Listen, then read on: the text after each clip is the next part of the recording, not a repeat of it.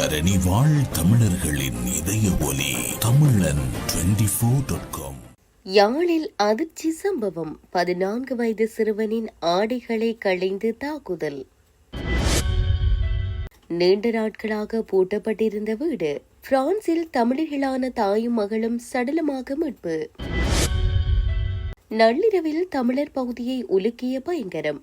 சகோதரிக்கு சகோதரனால் நிகழ்த்தப்பட்ட பெரும் கொடூரம். மகனுடன் சென்ற தந்தைக்கு நடுவீதியில் நடந்த துயரம். பேருந்து சாரதியால் வந்த வினை. பெற்றோருக்கு குடை கொண்டு சென்ற யுவதிக்கு நடந்தேறிய துயரம். ஸ்தலத்திலேயே பிடிந்த உயிர். ஈஸ்டர் தாக்குதல். பிள்ளையான் தொடர்பில் சபையில் வெளியான முக்கிய தகவல். தொடர்பென விரிவான செய்திகள். யாழ்ப்பாணத்தில் உள்ள 14 வயது சிறுவன் ஒருவனின் ஆடைகளை களைந்து அவன் மீது தாக்குதல் நடாத்தி அதனை காணொலியாக பதிவு செய்து வேறு நபர்களுக்கு அனுப்பிய சந்தேக நபரொருவர் கைது செய்யப்பட்டுள்ளார். சுன்னாகம் போலீஸ் பிரிவுக்குட்பட்ட மருதனார்மிடம் பகுதியில் கடந்த சில தினங்களுக்கு முன்னர் குறித்த சம்பவம் இடம்பெற்றுள்ளது. இதேவேளை இச்சம்பவத்துடன் தொடர்புடைய இன்னொருவர் தலைமறைவாகியுள்ளதாக போலீசார் தெரிவித்துள்ளனர். குறித்த சிறுவனின் அண்ணாவை பழிவாங்கும் முகமாகவே இந்த சம்பவம் மேற்கொள்ளப்பட்டுள்ளதாக தெரிய வருகிறது. இந்நிலையில் கைது செய்யப்பட்டவரை நீதிமன்றத்தில் முற்படுத்திய வேளை அவரை விளக்கமறியலில் வைக்குமாறு நீதவான் உத்தரவிட்டார். இதேவேளை மற்றிய சந்தேக நபரை தேடும் பணிகளில் சுன்னாகம் போலீசார் ஈடுபட்டு வருகின்றனர்.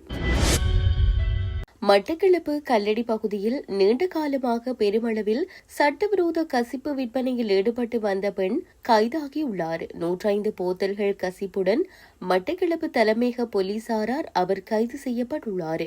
சந்தேக நபரின் வீடு மிகவும் உயரமான மதில்களால் சூழப்பட்டிருந்ததுடன் வீட்டை சுற்றிலும் அதிநவீன கண்காணிப்பு ஒளிப்பட கருவிகள் பொருத்தப்பட்டிருந்தன.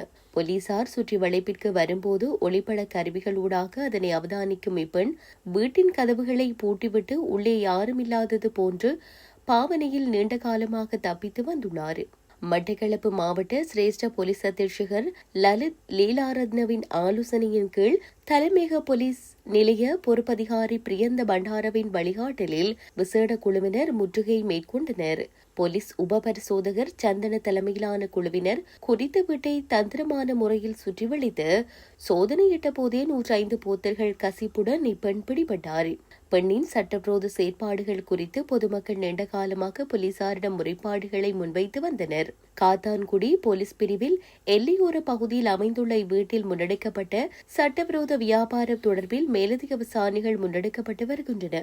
மேலும் சந்தேக நபரை மட்டக்களப்பு நீதவான் நீதிமன்றத்தில் ஆஜர்படுத்துவதற்கான ஏற்பாடுகளை போலீசார் மேற்கொண்டுள்ளனர்.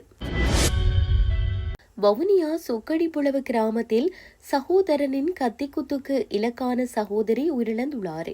இச்சம்பவம் நேற்று முன்தினம் இரவு இடம்பெற்றுள்ளது. செக்கடிப்புளவில் வசித்து வந்த 56 வயதுடைய பெண்ணே இவ்வாறு உயிரிழந்துள்ளார். குறித்த பெண் மீது அவரது சகோதர முறையானவர் மதுபோதையில் கத்தியால் குத்தியதில் அவர் படுகாயமடைந்துள்ளார். இந்நிலையில் அங்கிருந்தவர்களின் உதவியுடன் வவுனியா வைத்தியசாலைக்கு கொண்டு செல்லப்பட்ட போதிலும் அவர் சிகிச்சை பலனின்றி உயிரிழந்துள்ளார். குற்றம் இடம்பெற்ற இடத்தில் போலீசார் விசாரணைகளை மேற்கொண்டதுடன் சந்தேக நபர் கைது செய்யப்பட்டுள்ளார். கொலைக்கான காரணம் இதுவரை வெளிவரவில்லை. இது தொடர்பான மேலதிக விசாரணைகளை பூவரசங்குளம் போலீசார் மேற்கொண்டு வருகின்றனர். காலி நகரத்திற்கு அருகில் கொழும்பு காலி பிரதான வீதியில் தனியார் பேருந்து ஒன்று மோட்டார் சைக்கிளுடன் மோதியதில் கிங்தொட்டை பகுதியைச் சேர்ந்த 58 வயதான மோட்டார் சைக்கிள் சாரதி உயிரிழந்துள்ளதுடன் மற்றும் அவரது 16 வயதான மகன் படுகாயமடைந்துள்ளதாக போலீசார் தெரிவிக்கின்றனர். காலி நகருக்கு அருகில் கொழும்பு காலி பிரதான வீதியில் தனியார் பஸ் ஒன்று காரொன்றை மோட்டார் சைக்கிளுடன் மோதி முந்தி செல்ல முயன்றபோது எதிரே வந்த மோட்டார் சைக்கிளுடன் மோதி விபத்துக்குள்ளானதில் குறித்த சம்பவம் இடம்பெற்றுள்ளது. இதன்போது மோட்டார் சைக்கிளில் பயணித்த இருவர் காயமடைந்த நிலையில் கராப்பட்டிய வைத்தியசாலையில் அனுமதிக்கப்பட்டதன் பின்னர் அதில் 58 வயதான மோட்டார் சைக்கிள் சாரதி உயிரிழந்துள்ளதாக போலீசார் தெரிவித்துள்ளனர். அவரது 16 வயதான மகன் படுகாயமடைந்து வைத்தியசாலையில் சிகிச்சை பெற்று வருவதாகவும் போலீசார் தெரிவித்துள்ளனர். விபத்துடன் தொடர்புடைய பஸ் சாரதி கைது செய்யப்பட்டுள்ளதுடன் காலி போலீசார் விசாரணைகளை முன்னெடுத்து வருகின்றனர். வெள்ளவாயு பிரதேச செயலக பிரிவுக்குட்பட்ட ஹந்தபனாகல பகுதியில் மின்னல் தாக்கியதில் 23 வயதுடைய யுவதி ஒருவர் உயிரிழந்துள்ளதாக போலீசார் தெரிவித்தனர். சம்பவம் தொடர்பில் மேலும் தெரிய வருவது, மழை பெய்து கொண்டிருந்த வேளையில் வீட்டின் அருகிலுள்ள விவசாய நிலத்தில் வேலை செய்து கொண்டிருந்த தனது தாய் மற்றும் தந்தைக்கு குடியை கொடுத்து அவர்களை வீட்டிற்கு அழைத்து வருவதற்காக சென்றபோது மின்னல் தாக்கியதில் குறித்த யுவதி அந்த இடத்திலேயே உயிரிழந்துள்ளார். உயிரிழந்த யுவதியின் உடல் பிரேத பரிசோதனைக்காக வைத்தியசாலையில் வைக்கப்பட்டுள்ளது. போலீசார் மேலதிக விசாரணைகளை மேற்கொண்டு வருகின்றனர்.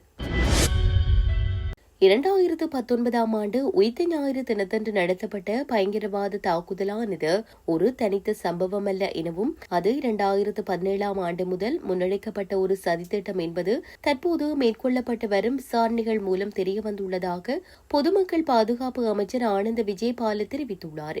பிள்ளையானென்ற சிவனேசத்துறை சந்திரகாந்தன் உயிர்த்த ஞாயிறு தாக்குதல் குறித்து முன்கூட்டியே அறிந்திருந்தார் என்பதற்கான தகவல் வெளியாகியுள்ளதாகவும் அவர் கூறினார். நேற்று நாடாளுமன்றத்தில் விசேட உரையொன்றை நிகழ்த்திய போதே பொதுமக்கள் பாதுகாப்பு அமைச்சர் இதனை குறிப்பிட்டுள்ளார். அத்துடன் சக்ரான் ஹாசிமுக்கு மேலிருந்து அவரை இயக்கிய ஒரு நபர் மற்றும் குழு குறித்த ஆதாரங்களும் கண்டறியப்பட்டுள்ளதாக அமைச்சர் வலியுறுத்தினார். வவுணதீவு போலீஸ் உத்தியோகத்தர்கள் படுகொலை தொடர்பான விசாரணைகள் முறையாக முன்னெடுக்கப்பட்டிருந்தால் உயிர்த்த ஞாயிறு தாக்குதலை தடுத்திருக்க முடியும் என்றும் அவர் குறிப்பிட்டார். உயிர்த்த ஞாயிறு தாக்குதலின் பின்னணியில் உள்ள சதி மற்றும் அதற்கு உதவி அளித்தமை தொடர்பில் சந்தேகத்தின் பேரில் சுரேசாலே கைது செய்யப்பட்டுள்ளதாகவும் அமைச்சர் மேலும் தெரிவித்தார். பிரான்சின் சென்ட் சென்ட் டெனிஸ் பகுதியில் அமைந்துள்ள பாண்டின் நகரில் தமிழர்களான தாய்மகளும் உடலங்களாக மீட்கப்பட்டுள்ளதாக பிரான்ஸ் தகவல்கள் தெரிவிக்கின்றன. சம்பவத்தில் இலங்கையை பூர்வீகமாக கொண்ட 50 வயதுடைய தாய் மற்றும் அவரது 20 வயதுடைய மகள் ஆகிய இருவருமே உடலங்களாக மீட்கப்பட்டுள்ளதாக கூறப்படுகின்றது. அவர்கள் வசித்து வந்த அடுக்குமாடி குடியிருப்பிலிருந்து நீண்ட நாட்களாக எவரும் வெளியே வராததால் சந்தேகமடைந்த அக்கம் பக்கத்தினர் காவல்துறையினருக்கு தகவல் வழங்கியுள்ளனர். சம்பவ இடத்திற்கு விரைந்த காவல்துறையினர் வீட்டின் கதவை உடைத்து உள்ளே சென்றபோது இருவரும் உடலங்களாக காணப்பட்டுள்ளனர். ஆரம்பகட்ட விசாரணைகளின் அடிப்படையில் இது உயிர்மாய்ப்பாக இருக்கலாம் என காவல்துறையினர் சந்தேகம் வெளியிட்டுள்ளனர். எனினும் மரணத்திற்கான உத்தியோகபூர்வமான காரணத்தை கண்டறிய உடற்கூற்று ஆய்வு முடிவுகள் வெளிவரும் வரை காத்திருப்பதாக அதிகாரிகள் தெரிவித்துள்ளனர். அவர்கள் தங்கியிருந்த வீட்டிலிருந்து ஏதேனும் கடிதங்கள் அல்லது மேலதிக ஆதாரங்கள் கிடைத்துள்ளனவா என்பது குறித்த விவரங்களை காவல்துறையினர் இதுவரை பகிரங்கப்படுத்தவில்லை. தனிப்பட்ட மன உளைச்சல் அல்லது பொருளாதார நெருக்கடிகள் காரணமாக இந்த விபரீத முடிவு எடுக்கப்பட்டிருக்கலாம் என்ற கோணத்திலும் விசாரணைகள் நடைபெற்று வருகின்றதாக அந்த தகவல்கள் மேலும் தெரிவிக்கின்றன. அன்னை பூபதியின் 38வது ஆண்டில் 22 நாள் நினைவு தினத்தை முன்னிட்டு யாழ்ப்பாணத்திலிருந்து மட்டக்களப்பு நோக்கி ஊர்தி பவனி ஆரம்பமானது. அன்னை பூபதியின் உருவப்படம் தாங்கிய ஊர்தி பவனி நல்லூரில் அமைந்துள்ள தியாகதீபம் நினைவிடம் ஒன்றலில் இருந்து நேற்றைய தினம் வியாழக்கிழமை ஆரம்பமாகியது. இந்த ஊர்தியானது தமிழர் தாயகத்தை வலம் வந்து மட்டக்களப்பில் இருக்கும் அன்னை பூபதி நினைவிடத்தை சென்றடையும். இந்திய அரசாங்கத்திடம் உடனடியாக போர் நிறுத்தத்தை நடைமுறைப்படுத்த வேண்டும் மற்றும் புலிகளுடன் பேச்சு நடத்தி தீர்வு காண வேண்டும் என்ற 2 அம்ச கோரிக்கைகளை முன்வைத்து அந்நியர் முன்னணியின் செயற்பாட்டாளரான அன்னை பூபதி என அழைக்கப்படும் பூபதி கணபதி பிள்ளை மட்டக்களப்பு நகரில் அமைந்துள்ள மாமாங்கேஸ்வரர் ஆலயத்திற்கு முன்பாக 1988 மார்ச் 19ஆம் தேதி உண்ணாவிரத போராட்டத்தை ஆரம்பித்து 1988 ஏப்ரல் 19ஆம் தேதி உயிர் துறந்தார்.